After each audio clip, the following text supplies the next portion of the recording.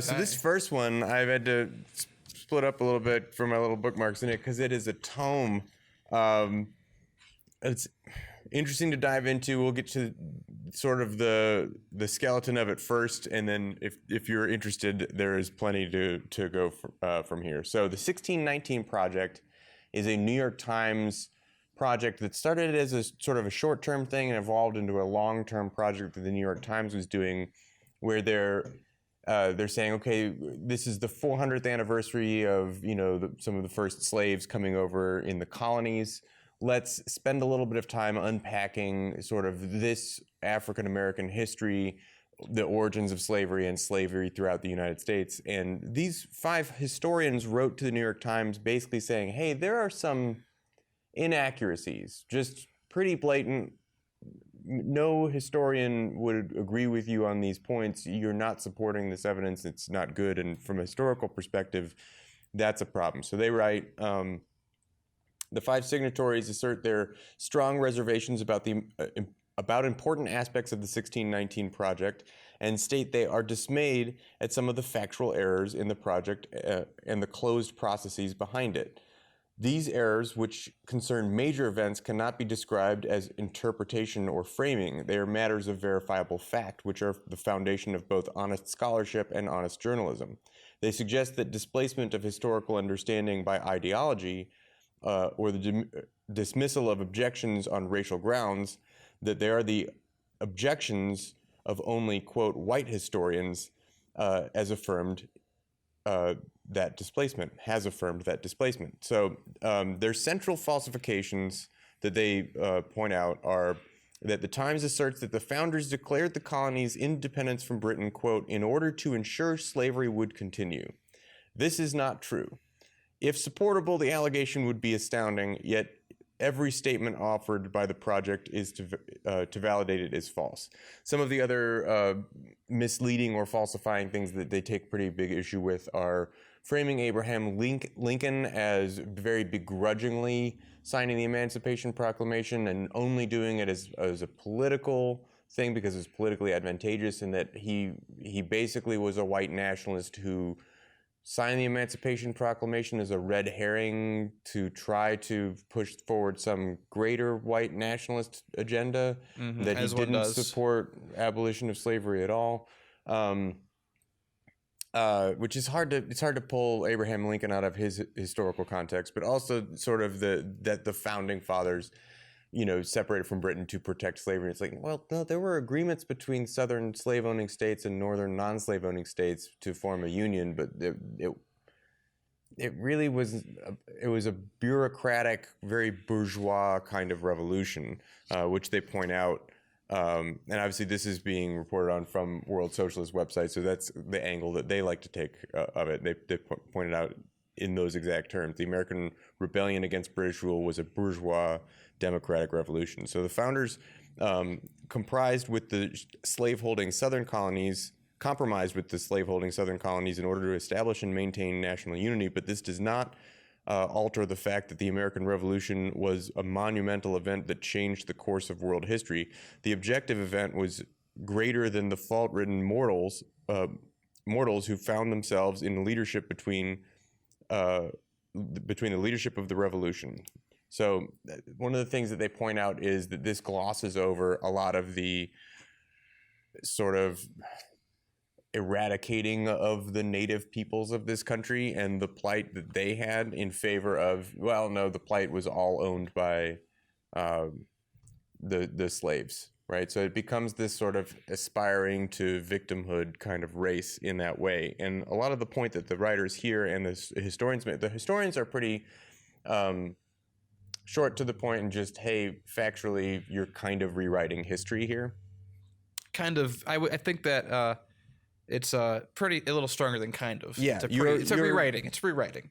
You're putting it in an ideological context, and that has problems. And so this is, I guess, the point that the authors really make, that I think is really, it's a tough one, because so much of it is like, yeah, but we need to reconcile with this. And it's like, no, but what you're saying, you're creating race boundaries, right? You're saying that what the African American population can aspire to and the heights that they can aspire to is equality. And no other subgroup has any claim to being marginalized, right? There was a different piece that I was reading in Jacobin over the weekend that was making a point, and I'll paraphrase here, but making the point that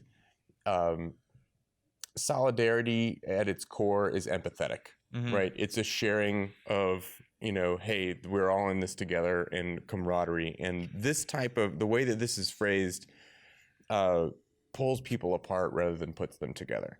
So a couple of things. So in the contemporary context, it says, the Times, as we've already noted, states that, quote, it is difficult to argue that equality has ever been truly achieved for Black Americans. The implicit claim that inequality, socioeconomic and political, is the exclusive fate of African Americans is a stunning demonstration of the blindness and self-absorption that characterizes the outlook of the editors and writers of the 1619 Project.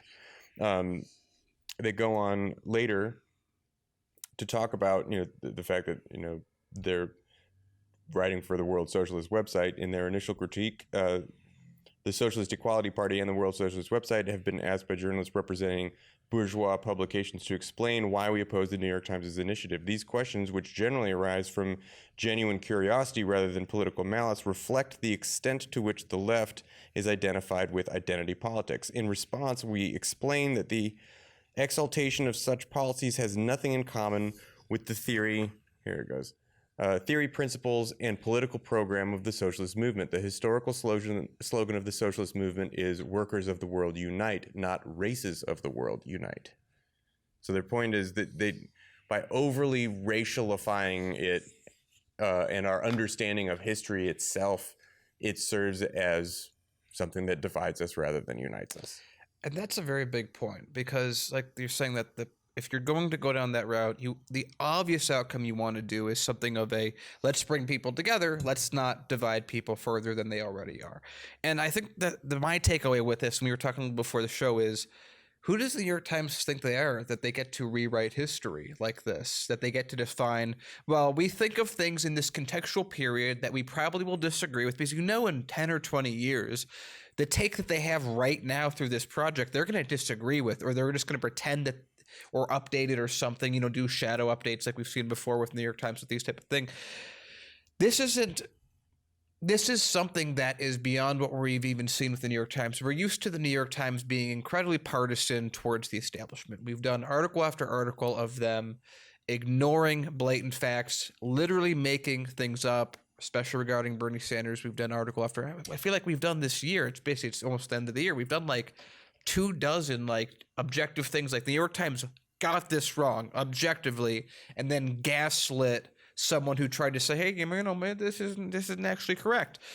And what do we have here? They are trying to define a subject, and they are in the process. I think I didn't realize it until you were reading it, that they are literally saying, look, let's just really focus on what's wrong with African Americans. Let's literally just forget that Indigenous Americans existed, because there's only 1 million of them left. Well, why would they buy our newspapers? They're just not a big. I'm being facetious, but it feels like that's what they're saying.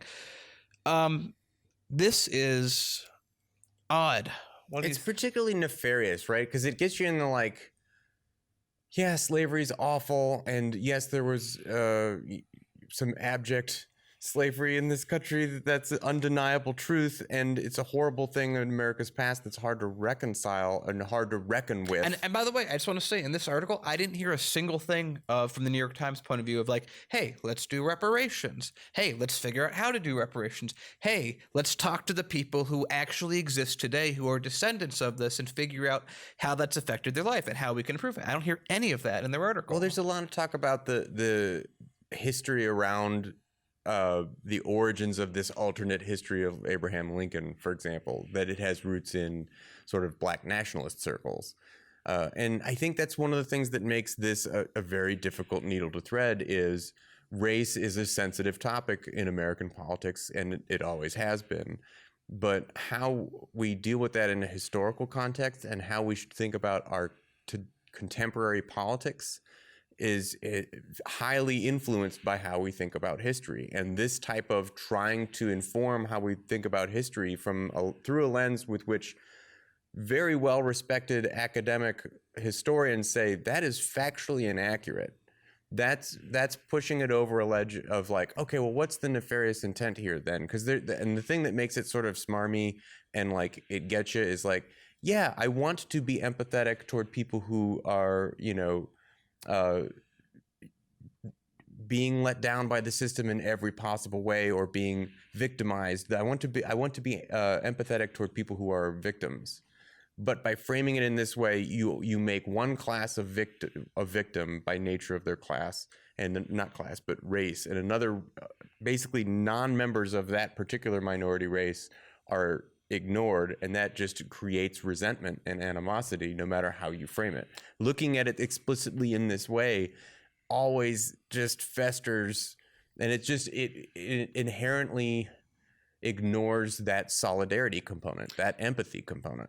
And to go right back to it, like you said, they've literally just said Native Americans, go away. You're not in this conversation. You're not. You don't matter in this kind of context. Which again, but that's why it works to look at things through a class-based view much more. And again, this is I think why the Socialist newspaper did it that way, because if everyone is equally able to be exploited, then congratulations, you've accomplished nothing. And I wanted to make one final point before we move on from this, and that is that you were mentioning earlier, and I thought this was really interesting, that the point that the New York Times is taking is actually the same point of view that modern-day white supremacists take on history. So tell a little bit about that. Yeah, it's weird that the changing of Lincoln and the framing of the founders, is explicitly, saying, oh, we need, independence from Britain because of slavery. That's a view that white nationalists, present day contemporary white nationalists, want us to hold of history, because then they get to say, but it was the founders. Don't we love the founders and the founding fathers? Which, yeah, there are criticisms of the founding fathers, but that's not even present in the New York Times criticism. But then it's interesting that the 1916 Project is also going with this interpretation of Lincoln, which is sort of explicitly came out of the Black nationalist movement in the late 1960s through the mid 90s. So what's going on with this? I don't know. It's weird. And it's just super weird to even try to tackle a piece like this, because it requires a tome of like, we got out some history, and this historian says this, and this record has that, and this is what this is said, and this view evolved over this time, and it served these political purposes. There's so much. You're talking about 300 years worth of understanding that you have to go. New York Times, you're oversimplifying it, and not in a good way. In their defense, actually, I didn't even really get to that. A lot of the story is the New York Times finally, replying to that, and their reply is basically like, "We're journalists, not historians." Hand wave away. That was their whole response. It's like, well, you kind of have a responsibility to get these things right. And and the shame of all of this is that, like, I know, like, people you've talked about, that there are just some people that look at the New York Times and say, it's word of God. If they write it, it's true. And so there's going to be a number of people that are going to read that and go, it's true. And then on top of that, the New York Times is a very, highly corporatized board, very, very establishment. They don't do projects like this if they don't have a reason to do so. So be cognizant if you see other mainstream media outlets talking about history and then quoting the New York Times on this, because then they are literally manufacturing history for probably nefarious purposes. But we should move on. Yeah, so that was a long one. Yeah, it was good we talked about it, though. We gotta keep the New York Times from trying to think that they're the arbiters of truth. Yeah. And there's too many people that already think that. Everyone, even us, question everything. Don't believe everything you hear. Get other sources. Think, does that make sense? Use that brain between your ears. Yeah, exactly.